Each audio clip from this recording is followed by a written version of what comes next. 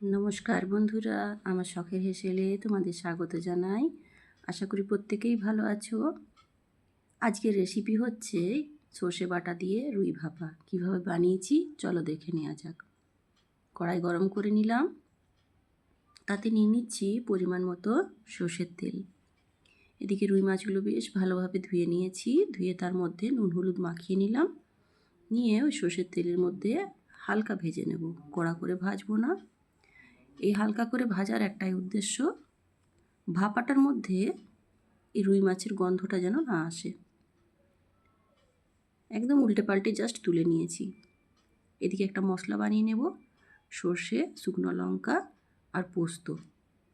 এটা শিলে বেটে নিয়েছি। বেটে নেওয়ার পর একটা টিফিন বক্সের মধ্যে সমস্ত মশলাগুলো দিচ্ছি। দেখো কী কী দেওয়া হচ্ছে এখানে।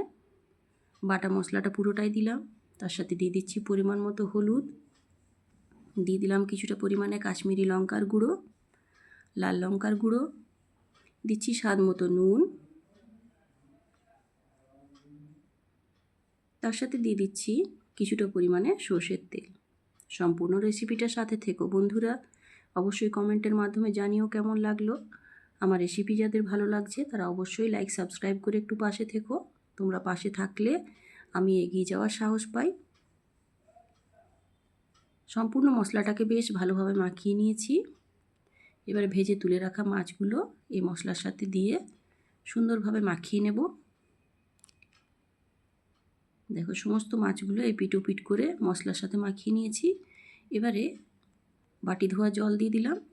এটার মধ্যে একটু সর্ষে বাটা ছিল, তাই ওটা ধুয়ে এর মধ্যে দিয়ে দিলাম। দিয়ে এর মধ্যে কিছুগুলো কাঁচা লঙ্কা দিয়ে দিচ্ছি। দিয়ে টিফিন বক্সটা বন্ধ করে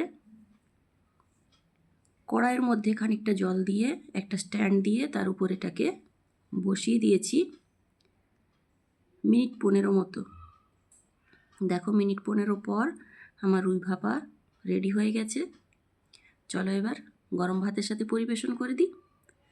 তোমাদের কেমন লাগলো ভিডিওটা অবশ্যই জানিও।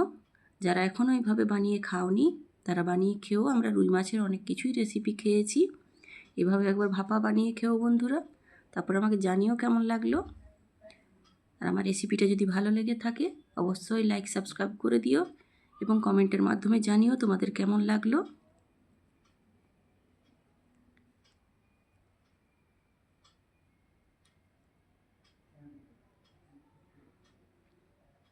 সবাই সুস্থ থেকো, ভালো থেকো। এতক্ষণ আমার ভিডিও জুড়ে থাকার জন্য তোমাদের অসংখ্য ধন্যবাদ। দেখা হচ্ছে পরবর্তী ভিডিওতে।